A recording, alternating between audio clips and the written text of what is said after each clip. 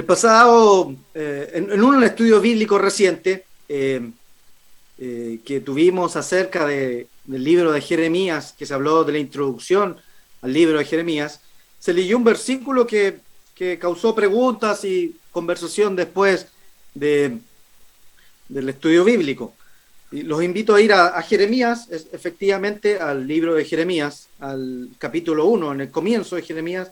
El estudio era la introducción de Jeremías, y entonces se leyó este versículo, el versículo 4, que está hablando acá del llamado de Jeremías, y lo que Pablo, o lo que Jeremías, me adelanté un poco, lo que Jeremías habla al respecto de su llamado, y dice el versículo 4, vino pues palabra del Eterno a mí diciendo, antes, Dios hablándole a Jeremías, antes que te formase en el vientre te conocí, y antes que nacieses te santifiqué, te di por profeta a las naciones. Interesante versículo. Igual descubrimos en el estudio bíblico, después con preguntas y respuestas y comentarios, que no fue solamente el caso de Jeremías, quien Dios apartó desde antes de su nacimiento. Y de hecho los invito a ir a Gálatas, y por eso digo, me adelanté cuando dije Pablo, porque aquí vemos el ejemplo de Pablo también en Gálatas, el capítulo 1. Gálatas, el capítulo 1. Esto es del Nuevo Testamento. Gálatas, en el capítulo 1, en el versículo 14 en adelante voy a comenzar a leer. Y aquí está conversando, al igual que lo que hacía Jeremías, Pablo está relatando acerca de su ministerio, o validando su ministerio ante las personas de Galacia. Y él dice, voy a leer desde el versículo 14, pero el contexto viene desde el versículo 11, dice, y en el judaísmo aventajaba a muchos de mis contemporáneos. Él era un conocido era un judío, era de la tribu de Benjamín, pero era de la parte del sur que quedó, del remanente que quedó ahí en el territorio de Judá, en el reino de Judá del sur. Dice, de mis contemporáneos en mi nación, siendo mucho más celoso de las tradiciones de mis padres. Él era no solamente conocedor de la ley, sino que un guardador celoso y estricto, y no solo de las normas escritas, sino también de las tradiciones judías, lo que dice Pablo. Pero cuando agradó a Dios, y aquí la parte importante, la que quiero destacar, que se parece o es semejante al llamado de Jeremías, a este llamado aparte que ocurre con Jeremías, Pablo escribe aquí también, por cuanto agradó a Dios, que me apartó desde el vientre de mi madre y me llamó por su gracia a revelar a su Hijo en mí para que yo lo predicase entre los gentiles. No consulté enseguida con carne y sangre. Noten aquí, y este comentario lo hicimos en el estudio bíblico, que hay dos circunstancias que se diferencian de Pablo. Uno es el llamado a la conversión, y lo que dice acá en el versículo 15, dice que me apartó desde el vientre de mi madre. Y en Jeremías dice, antes que naciese, te santifiqué. Bueno, es interesante y es importante entender el significado de la palabra santificar. Santificado es llamado aparte, llamado a ser aparte.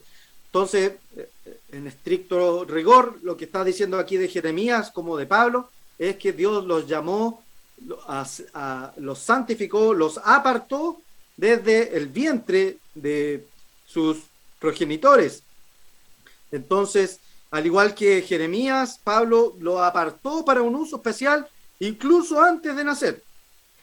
Y yo sé que este puede ser un tema que cause dudas y que pueda llevar a hacernos preguntar o a especular respecto a ciertas creencias extra bíblicas que escuchamos de vez en cuando. Y estas llamadas creencias que tienen que ver con la predestinación. Porque ¿qué es esto de que algunos son apartados antes del vientre, antes de nacer? ya son apartados para un uso especial. ¿Qué significa aquello? ¿A estas personas tienen su destino ya definido? ¿Estas personas no tienen opciones respecto a su final? Recordemos, a modo de cultura, la gran teoría de la predestinación que el mundo conoce, viene principalmente dada al mundo religioso por un obispo que vivió en el siglo IV después de Cristo, Agustín, Agustín, que era un filósofo junto con teólogo y escritor, y él tuvo un problema de difícil solución cuando le preguntaron por qué algunos niños morían antes de ser bautizados y por ende no catalogaban para, según la creencia que tienen en otras religiones, de ir al cielo porque no habían sido bautizados, porque para poder ir al cielo hay que estar bautizado, y por eso los niños los bautizan lo más antes posible.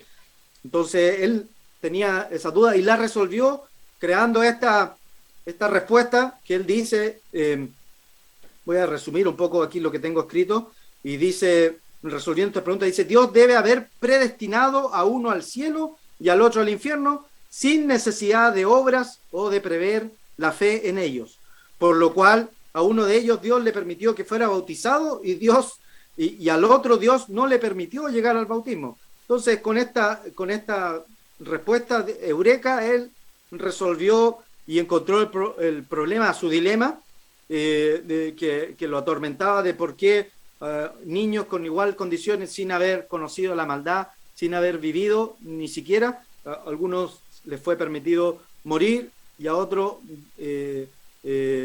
antes del bautismo y a otros morir después del bautismo.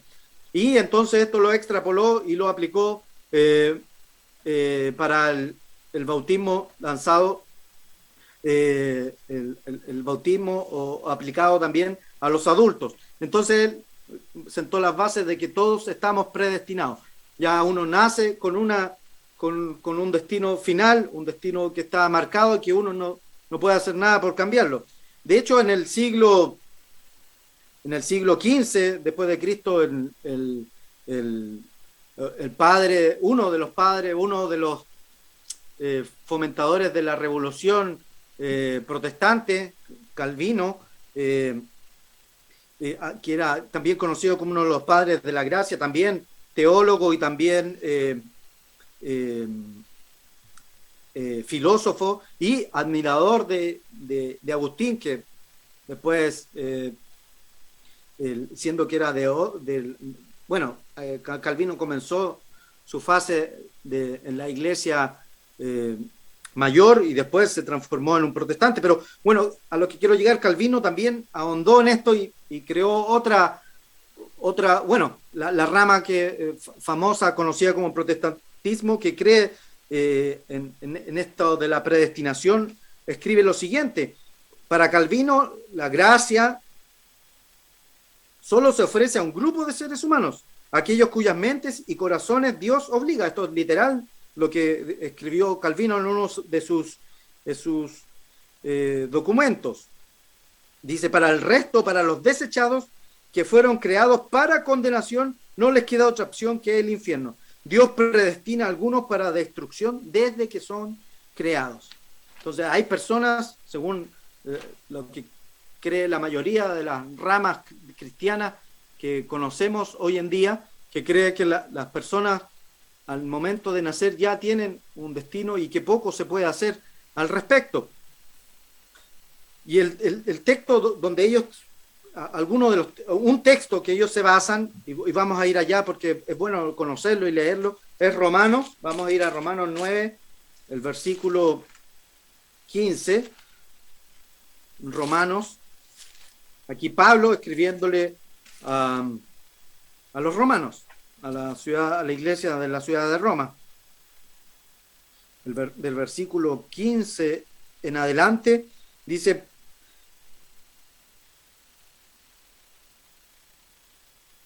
estoy en un capítulo incorrecto. Aquí está. En el versículo 15 dice, pues a Moisés dice, aquí Dios hablando, ¿cierto? En lo que Pablo nos escribe.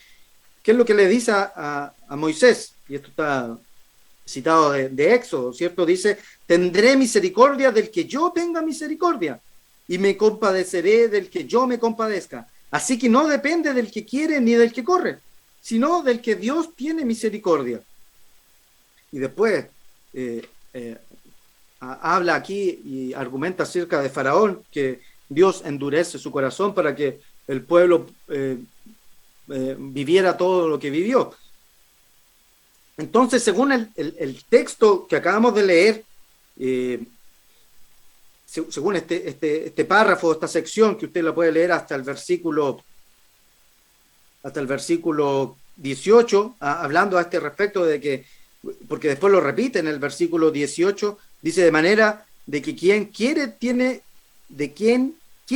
misericordia y al que quiere endurecer, endurece, Dios. Y esto es claramente algo que lo vemos que ocurrió acá y que también se puede reafirmar o podemos comparar con la respuesta que dio el mismo Jesucristo al entendimiento de sus prédicas. Y este es un versículo muy interesante. Voy a ir a Mateo 13, porque aquí vemos que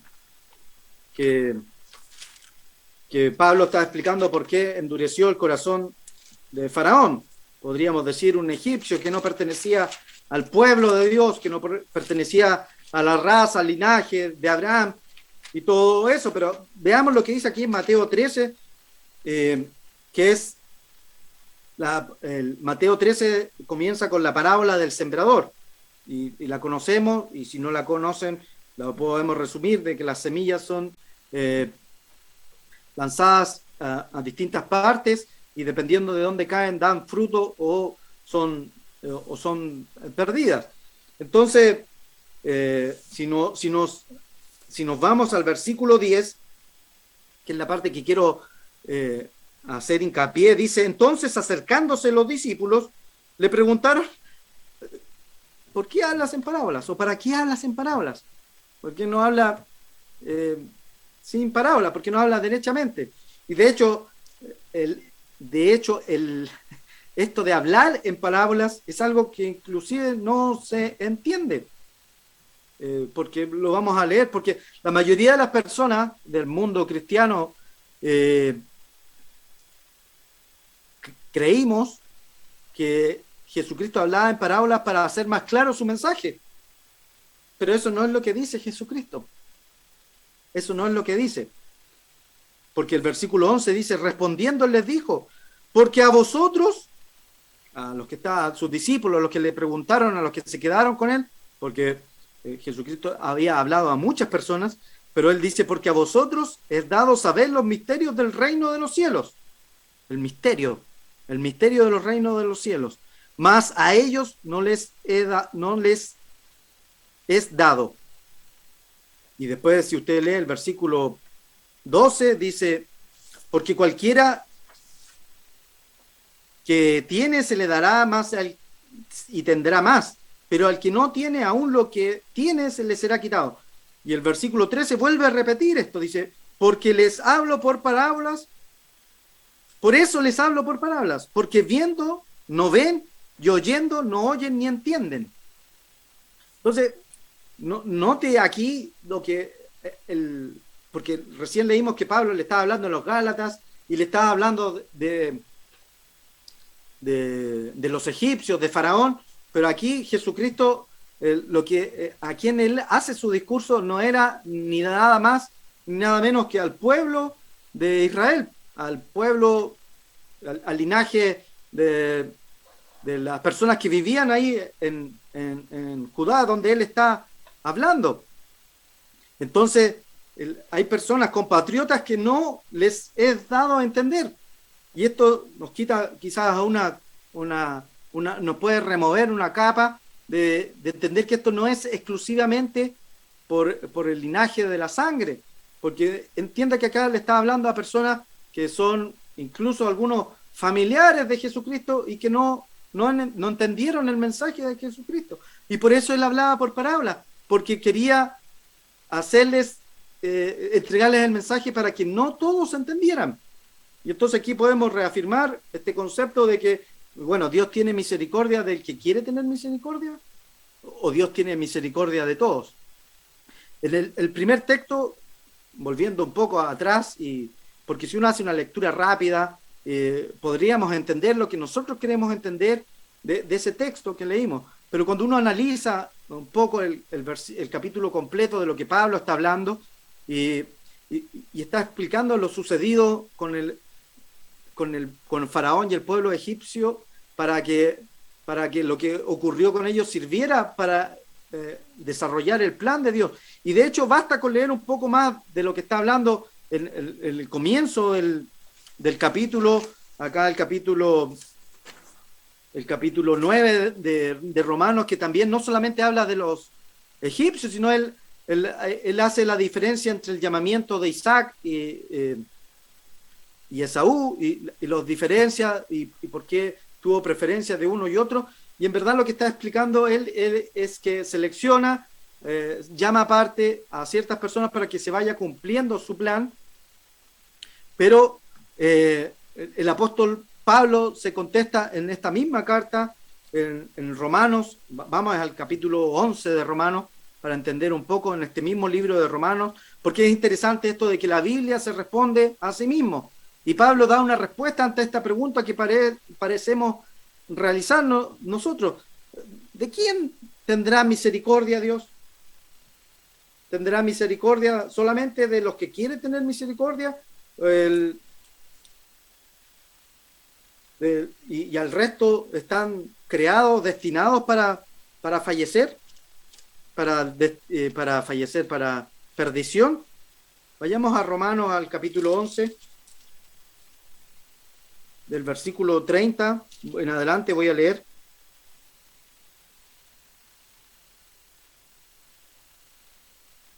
Dice, pues como vosotros, hablando aquí a los romanos, a los gentiles, también en otro tiempo erais desobedientes a Dios, pero ahora habéis alcanzado misericordia por la obediencia, por la desobediencia de ellos. O sea, las cosas tienen su porqué y la consecuencia, no, lo contrario, su causa, la causa del por qué ocurren, por la desobediencia de ellos, del pueblo, de los judíos en este caso. Así también estos ahora han sido desobedientes para que por la misericordia concedida a vosotros, ellos también alcancen misericordia. O sea, a nosotros nos llega la palabra por medio de ellos y a ellos les llega la misericordia a causa de nosotros. Dice, porque Dios sujetó a todos en desobediencia para tener misericordia de todos. Para tener misericordia de todos. Entonces, la misericordia de Dios, y de hecho hay el salmo más corto, el capítulo más corto de la Biblia es el Salmo 117 y habla al respecto de eso. Lo puedes leer en 10 segundos, todo el capítulo 117 de Salmo, y ahí aparece que Dios es abundante en misericordia, y luego el capítulo 118 también reafirma esto de la misericordia de Dios, que es grande. Dios, la misericordia de Dios es para todos, dice la Biblia, el libro de los Romanos, que como otra vez tenemos que leerlo en su contexto antes de formular hipótesis de secciones,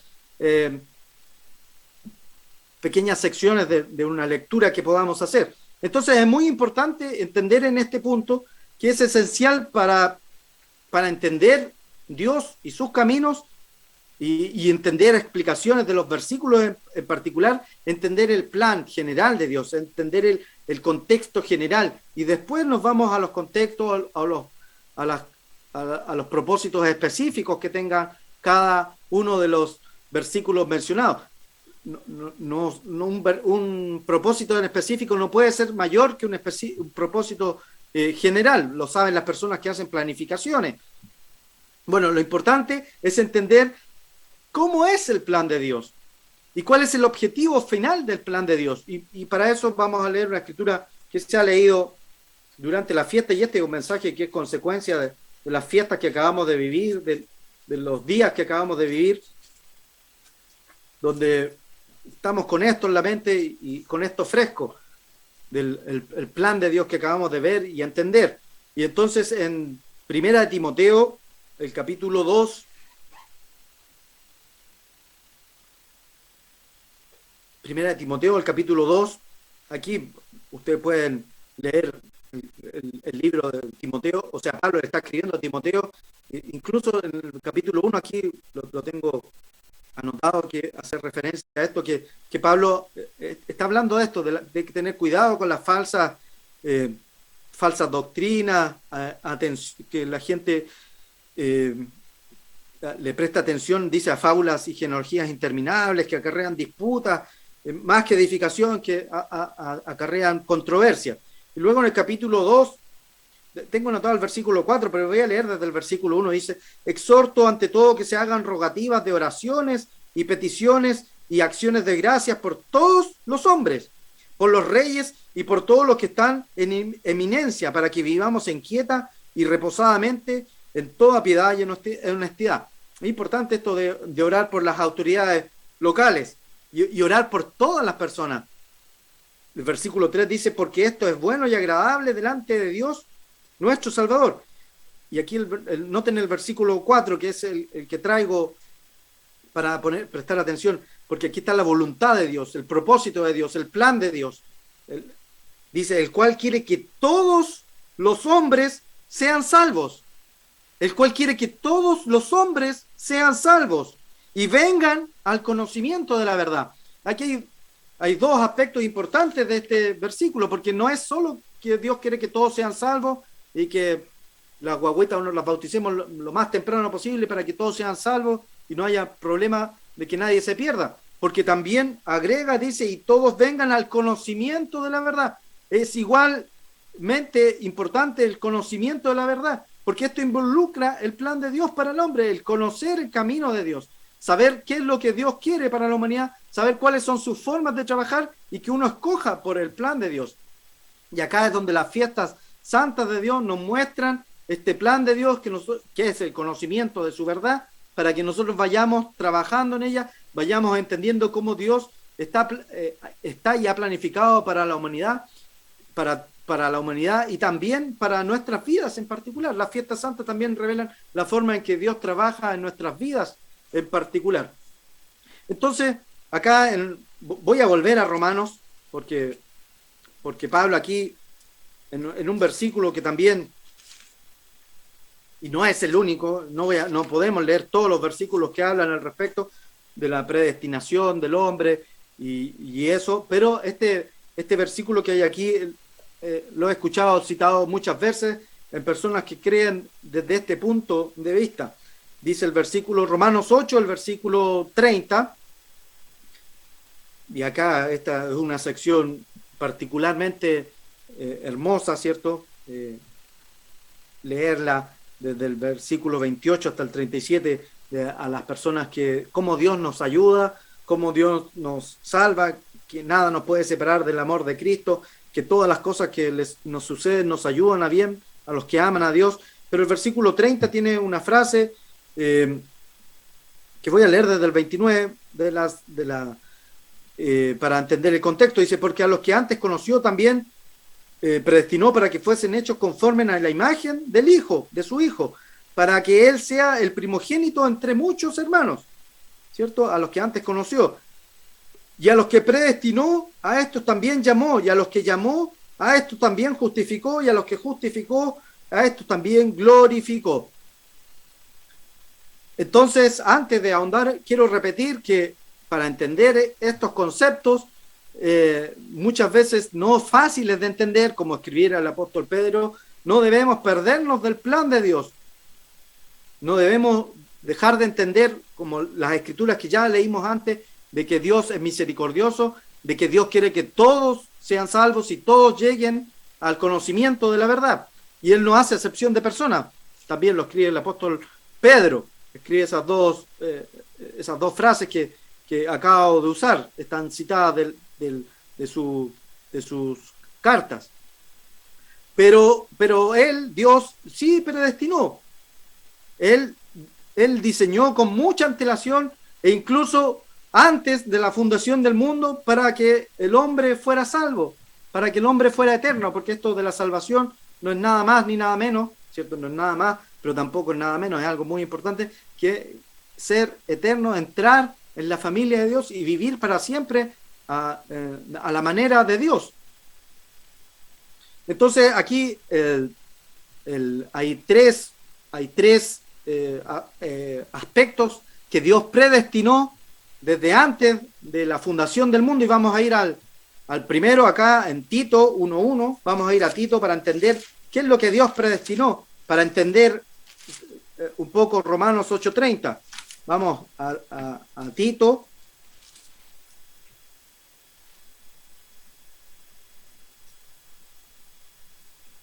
Tito, el comienzo de Tito, el capítulo 1, el versículo 1.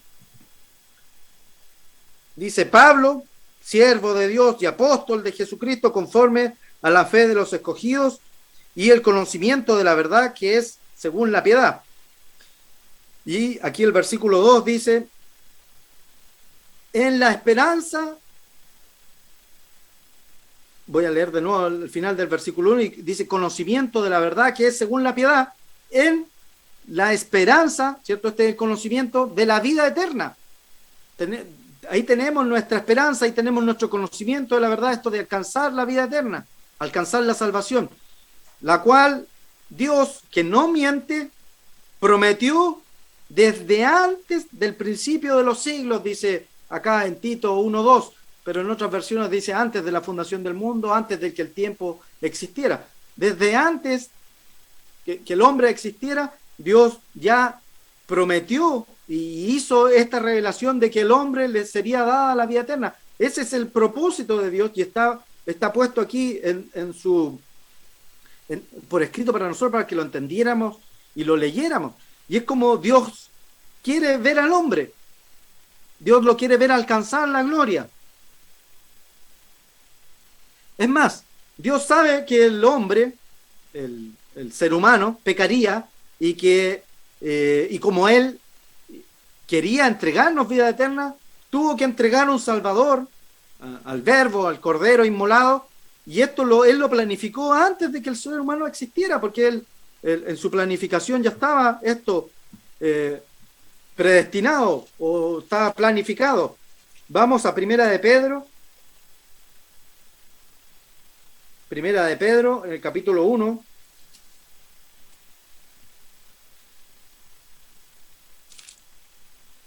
Versículo 18.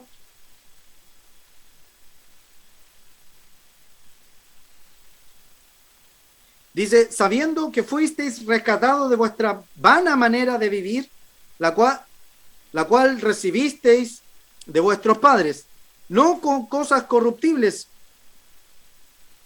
como oro o plata, sino con la sangre, o sea, no fuimos rescatados por oro o plata, sino con la sangre preciosa de Cristo, como un cordero sin mancha y sin contaminación.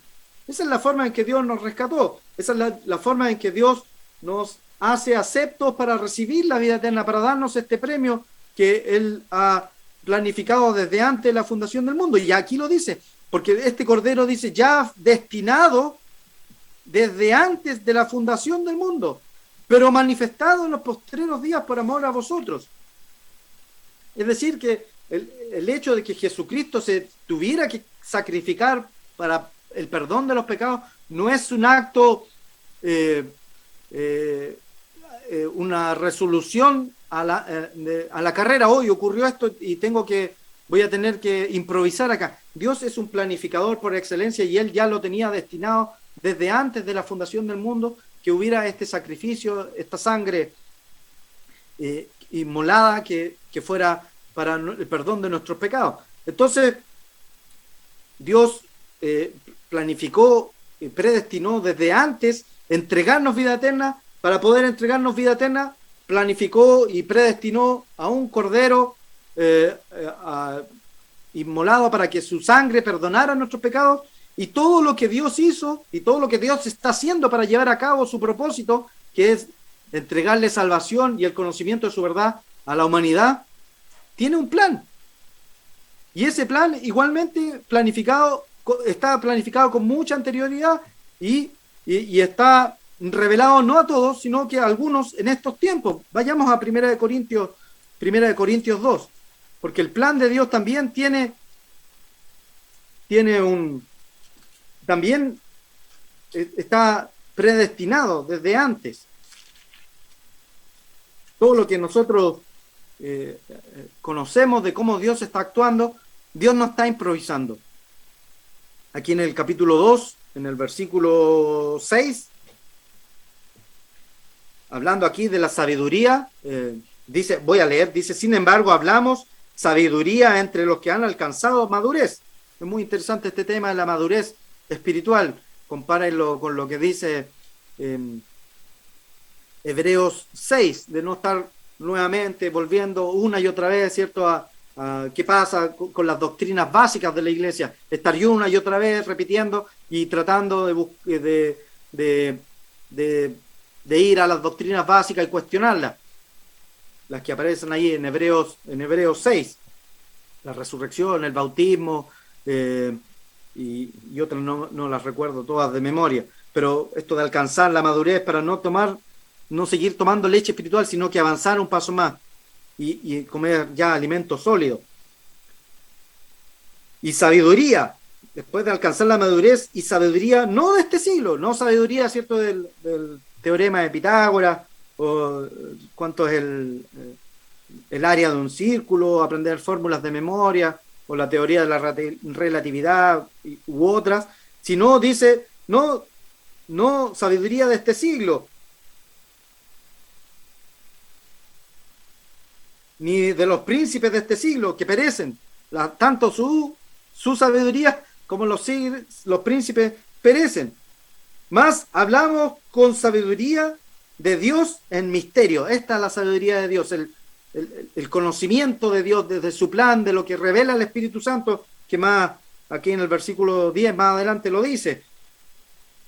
Sabiduría de Dios en misterio, sabiduría oculta, la cual Dios predestinó antes de los siglos para nuestra gloria. El reino de Dios, este reino de Dios descifrado, explicado, lo que Jesucristo vino a entregar, a mostrarnos qué es lo que iba a ser su plan. Eso es sabiduría de Dios predestinada desde antes de los siglos. Entonces, y lo podemos ver en el Génesis, cuando en el versículo 14 dice que la ubicación, y Él creó las lumbreras del cielo para indicarnos las fiestas santas. Está todo planificado y predestinado para que nosotros entendiéramos este plan de Dios. Entonces, todo lo que Dios hace está planificado, y de hecho hay otros versículos que hablan acerca de cosas que Dios planificó y predestinó, como el amor de Dios y otras más que usted puede buscarlas. Desde hace mucho tiempo Dios ha planificado muchas cosas y Dios las revela a través de su sabiduría. Y esa sabiduría es el plan de Dios. Pero la cosa ahora es entender cuándo. Porque ahí es donde no todas lamentablemente es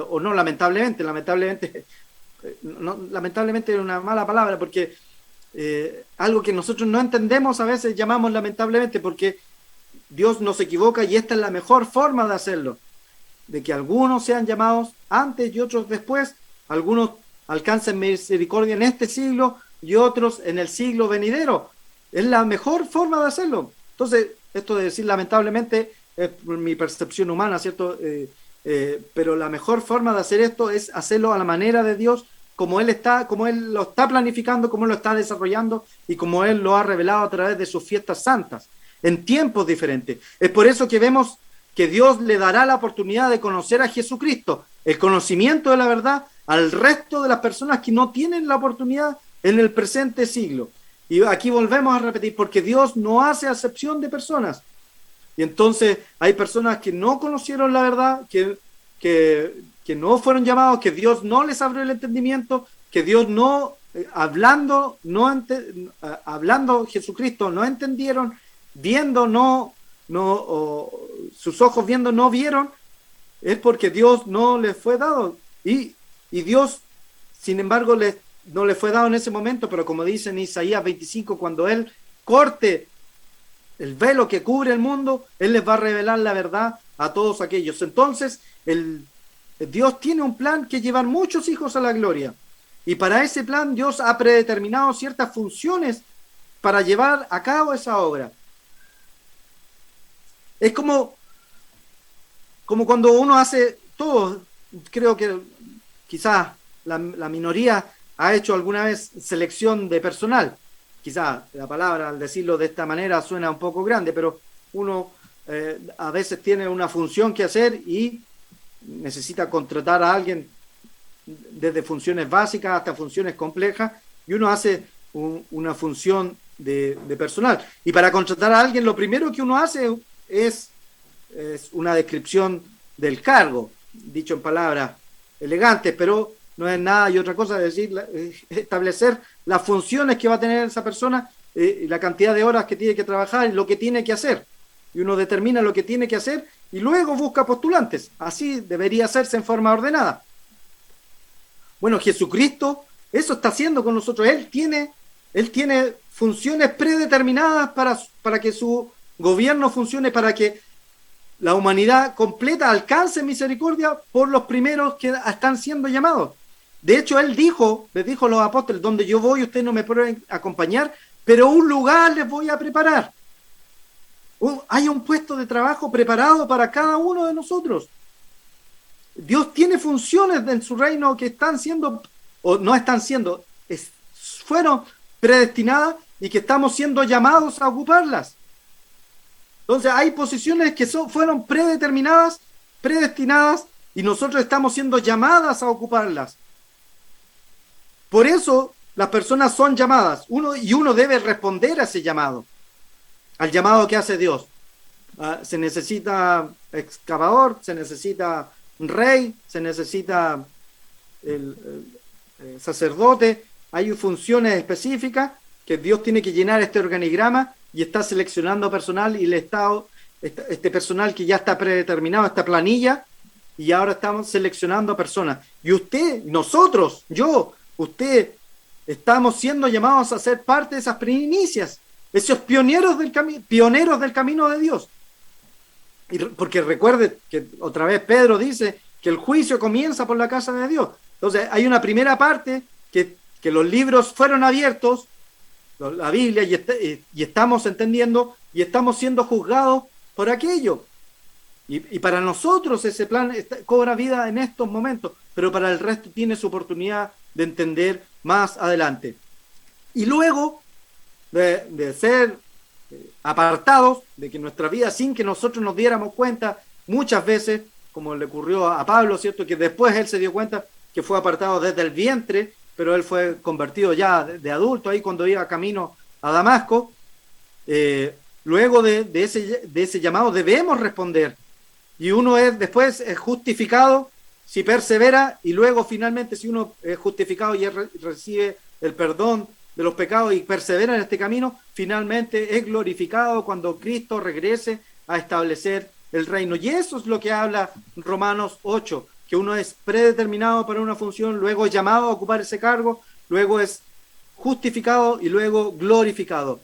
¿Estamos predestinados a un final elegido por Dios y solo debemos aceptar? No, Dios nos puso en esta vida para darnos la oportunidad de escoger por Él y sus caminos, y darnos una oportunidad de escoger por Él y sus caminos, después de conocer el camino del mundo, el camino del mal y sus consecuencias, después de servir, después de vivir en un mundo donde las leyes no funcionan, un mundo plagado de todas las consecuencias del mal escoger, del mal vivir, del no poner a Dios primero, nosotros poder escoger por Él y por sus caminos, por sus leyes, no por temor a Dios, no por amor a las consecuencias, a los beneficios de Dios, sino por entender, por el amor al entendimiento de las leyes de Dios, que producen beneficios no solo para nosotros, sino que para la humanidad completa. No olvidemos que el llamado de Dios es a escoger por el camino. Siempre escoger la vida. Deuteronomio, vamos a ese versículo, último versículo de Deuteronomio 30, 19. Aquí Dios hablándole al pueblo de Israel, pero extrapolándolo a nosotros, diciéndonos estas palabras que nos sirven de arenga, nos sirven para reflexión, para escuchar hoy y para entender de que estamos siendo llamados para un propósito especial y que depende de nosotros escoger cómo respondemos a ese llamado. El versículo 19 dice: a los cielos y a la tierra llamo por testigos hoy contra vosotros, que os he puesto por delante la vida y la muerte. Hay dos caminos que podemos elegir: la vida o la muerte, la bendición y la maldición. Escoge pues la vida para que vivas tú, y no solamente vivas, sino que vivas eternamente tú y tu descendencia. Buenas tardes a todos.